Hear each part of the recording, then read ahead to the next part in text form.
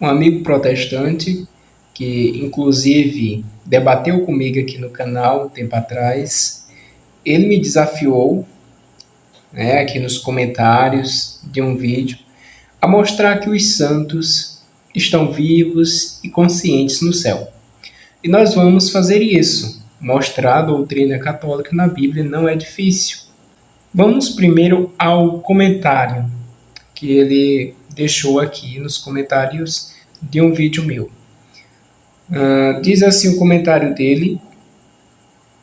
Ele me desafia da seguinte forma. Vou colocar aqui o comentário dele na tela, peço licença a ele, para nós estarmos vendo o que ele comentou, que também não é segredo.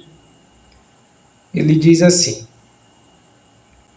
ele diz que os santos não estão vivos, primeiramente em outro comentário, e eu digo que os santos estão vivos, os santos estão bem vivos no céu. Nós temos acesso pela comunhão dos santos. A ideia que ele deu é essa, que os santos não podem nos ouvir. Ele não falou claramente que os santos não estão vivos, mas pelo comentário dele, é isso que nós podemos perceber. Ele diz que os santos não estão vivos no céu, portanto, não podem nos ouvir. Olha o comentário dele aqui na tela. Ele diz, depois que eu afirmo que nós temos acesso aos santos pela comunhão dos santos, ele diz, não. Os santos mencionados são vivos na terra. Santo significa separados. A Bíblia não mostra em nenhuma passagem santos vivos no céu. Se o irmão puder me mostrar o livro, capítulo e versículo de santos conscientes no céu, eu agradeceria. Esse é o comentário do nosso amigo, que inclusive é muito respeitoso, muito educado, né? Sempre que eu converso com ele. Mas aqui nós discordamos dele e eu acabei respondendo esse comentário dele, apontando que existem 2 textos na Bíblia, pelo menos que eu citei 2 textos, na verdade existem muitos textos, se bem interpretados, que apontam para essa realidade, que os santos estão no céu, que os santos podem até mesmo, por vontade de Deus, permissão de Deus e propósito de Deus, nos ouvir. Mas vamos lá aos textos. Eu apontei Apocalipse, capítulo 6, versículo 9 e 10, e apontei Hebreus 12, versículo 22 e 23, que trata da comunhão dos santos.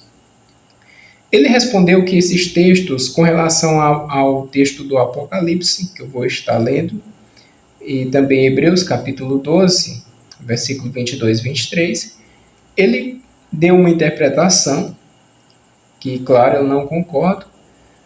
Inclusive, eu vou ler a interpretação dele de Apocalipse, capítulo 6, ele diz assim, Apocalipse 6 está falando de forma simbólica. O irmão já viu o cavalo amarelo, ele interroga. Então, fazendo a exegese, perseverar que é simbolismo.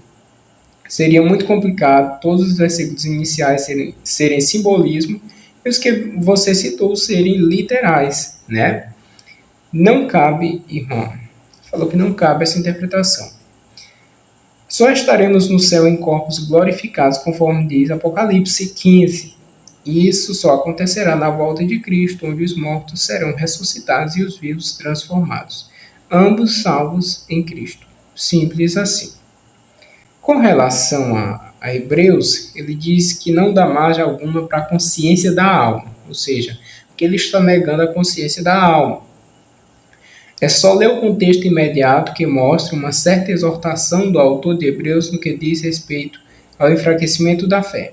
Ele está dizendo que alcançamos uma certa maturidade espiritual e que, por crermos em Cristo, nossos nomes estão escritos no livro da vida, no céu, e que chegamos a um patamar de estarmos alcançando pela fé a Jerusalém celestial. É apenas isso que o versículo, dentro do contexto, quer dizer. Não está falando em nada de alma consciente, ele nega de novo a consciência da alma. de alma consciente interagindo ou intercedendo por alguém no céu. A alma não tem onipresença e nem a onisciência, meu querido irmão. Isso são atributos de Deus somente. Aqui teria muitas questões, mas o que vamos provar nesse vídeo para satisfazer o nosso irmão vamos provar que a alma é primeiramente imortal e que a alma está consciente e também está no céu. E isto é a alma do justo, a alma do salvo, as almas dos santos. Vamos partir aqui de alguns textos sagrados, né? Primeiramente, os textos que eu apontei para ele, como prova de que a alma está no céu de forma consciente e intercedendo em constante oração pelas pessoas aqui na Terra, que elas podem sim fazer isso. Apesar que o texto não fala de uma intercessão por quem está na Terra, os textos que eu apontei para ele, mas dá margem para isso. Vamos aos textos para que não reste dúvida. O primeiro texto que eu apontei para ele foi Apocalipse, capítulo 6, versículo 9 e 10. Vamos ao texto. Quando abriu o quinto selo, vi debaixo do altar as almas dos homens imolados por causa da palavra de Deus e por causa do testemunho de que eram depositários, e clamavam em alta voz, dizendo: Até quando tu, que és o Senhor, o Santo, o verdadeiro, ficarás sem fazer justiça e sem vingar o nosso sangue contra os habitantes da terra? Então esse é o texto que, segundo o João, nosso irmão, é um texto simplesmente simbólico, não é literal. É claro que existem elementos aqui no capítulo 6 do Apocalipse que não são realmente literais, não podemos encarar de forma literal. Isso é fato. Porém, nós vemos aqui no próprio versículo 9 que existem realidades literais. Por exemplo, quando João diz que viu o quê? Debaixo do altar, as almas dos homens imolados por causa da palavra de Deus. Pergunto, esses homens morreram simbolicamente? Não, eles morreram de fato, de verdade. E João contempla suas almas pedindo justiça. Inclusive, no versículo 10 fica bem claro que digamos assim, a indignação destes santos, dessas almas imoladas por causa do testemunho de Jesus, era que Deus, o poderoso, não havia feito justiça ainda com relação à morte deles, ou seja, Deus não havia vingado ainda o seu sangue. Isso mostra consciência, não só uma consciência em si, mas consciência do que se passa na terra. Eles sabiam que aqueles que tiraram as vidas dos santos estavam vivos sem receber a devida punição. Eles estavam conscientes dessa realidade. Então, nós vemos aqui, para começar,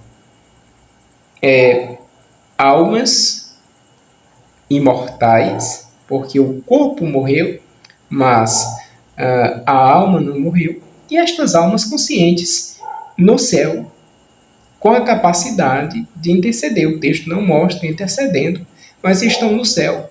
Por qual razão não intercederiam pelos que estão na terra? Vamos ao próximo texto. Não quero me prolongar muito para andar mais rápido. Nós vamos a vários textos. Próximo texto, sem perca de tempo. É o texto, um dos textos, melhor dizendo, que eu apontei para ele,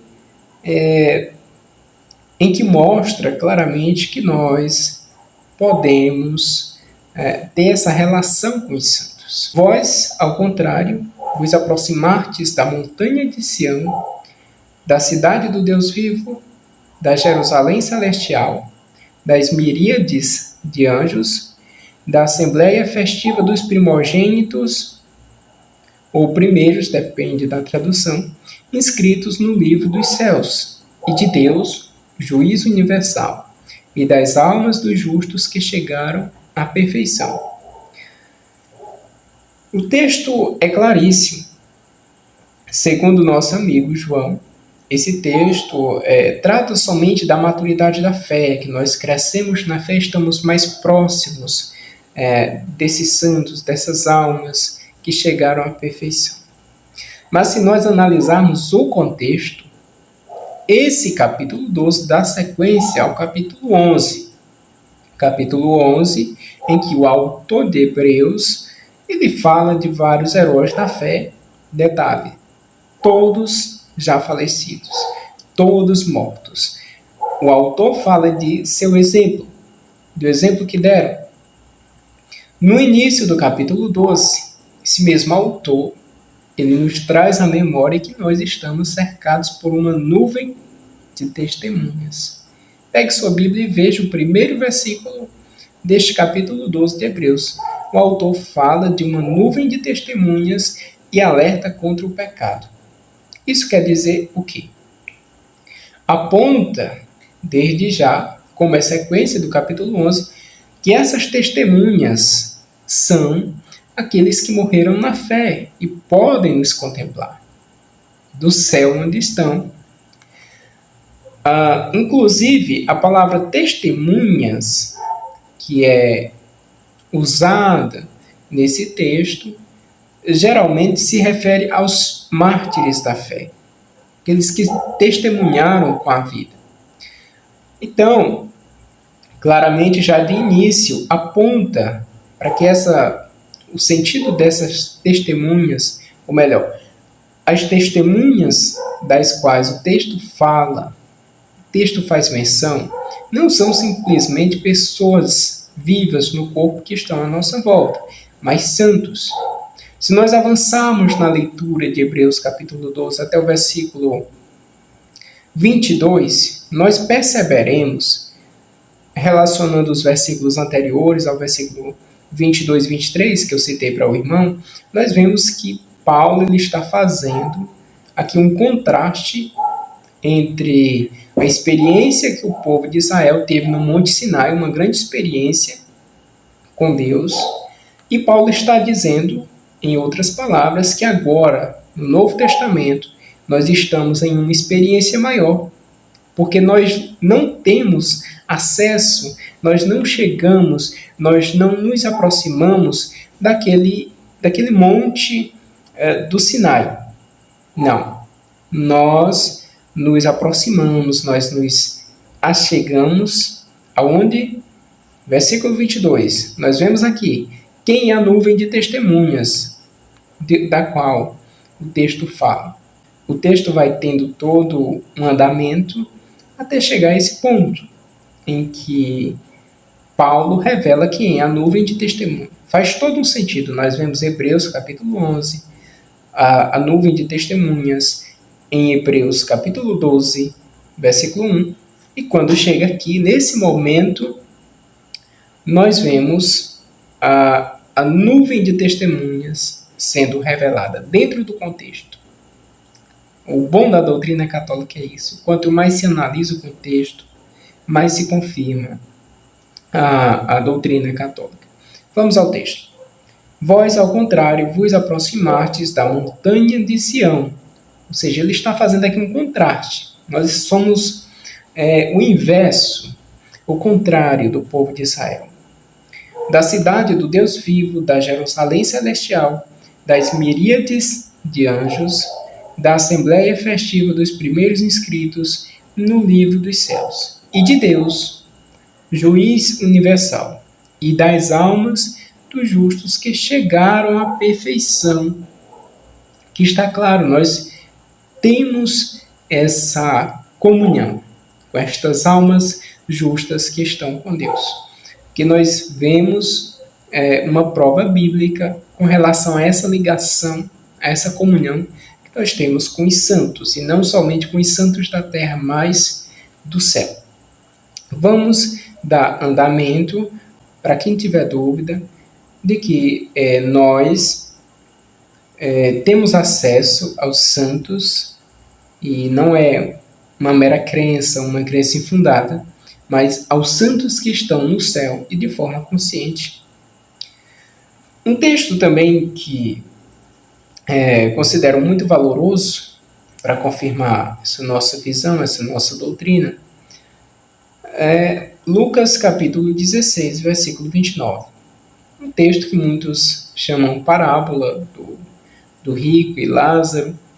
Eu prefiro chamar narrativa, porque eu vejo que uma narrativa, não estou negando que o texto é uma parábola, existem elementos que indicam que sim, é uma parábola, mas nós entendemos que Jesus não iria se valer de uma mentira para contar uma parábola, de fatos que não são reais. Ele não iria se basear em algo que de fato não existe, não aconteça. Vamos aqui ao texto, porque nós vamos aqui ao contexto. Um rico que usufruía dos seus bens, mas não exercia misericórdia, não acolhia o pobre e necessitado, ele falece e vai para o inferno. Enquanto o pobre Lázaro, ele é levado pelos anjos para o seio de Abraão, para que ele possa repousar, descansar da sua vida sofrida. Ele recebe ali a sua salvação, enquanto o rico é condenado. No versículo 27, vamos aqui antes ao versículo 27, nós vemos que o rico, ele roga, ele intercede pelos seus irmãos. Do inferno, do sofrimento, do tormento, ele pede em favor dos seus irmãos. Ele diz, o rico disse, rogo-te então, Pai, está falando a Abraão, que é um santo, que mandes Lázaro à casa de meu pai, pois tenho 5 irmãos, para lhes testemunhar, que não aconteça virem também eles parar neste lugar de tormentos. Então o rico faz uma intercessão, mesmo do seu sofrimento, sabendo que para ele mesmo não tinha mais solução. Ele roga em favor dos seus irmãos a um santo, a Abraão, um santo do Velho Testamento. Interessante a resposta de Abraão. Abraão respondeu, eles lá têm Moisés e os profetas. Ouçam-nos. Aqui nesse texto, nessa realidade, nós vemos não só Abraão consciente, até mesmo a alma do rico falecido consciente.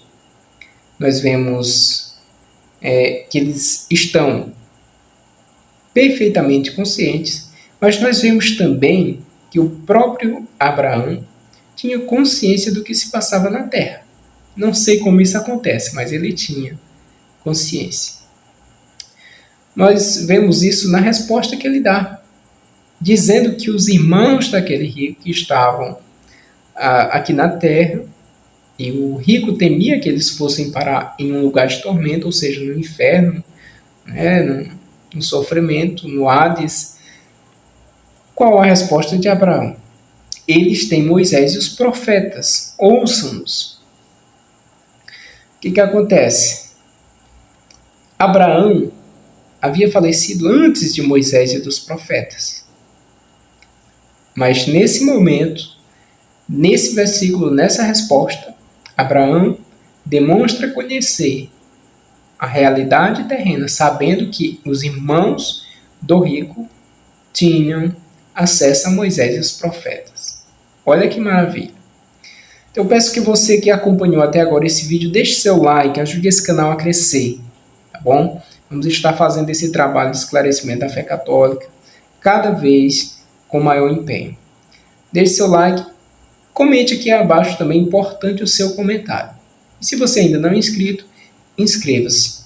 Vamos a mais alguns textos para deixar claro de uma vez. Eu peço que você assista esse vídeo todo. Assista todo para que você não perca nada desse raciocínio, para que você não tenha mais essas dúvidas, caso você tenha. E caso você não tenha, que você confirme a sua fé. Vamos mais a alguns textos e provar de forma assim irrefutável para o nosso irmão que os santos estão conscientes, podem nos ouvir, estão no céu. Vamos a mais alguns textos. Já lemos aqui. Pronto. Um texto interessantíssimo. Vamos lá, primeira, ou melhor dizendo, segunda carta do apóstolo Paulo aos Coríntios, capítulo 5. Vamos ler do versículo 6 ao 9. Observe só esse texto. Valiosíssimo. O apóstolo diz assim: por isso, estamos sempre cheios de confiança.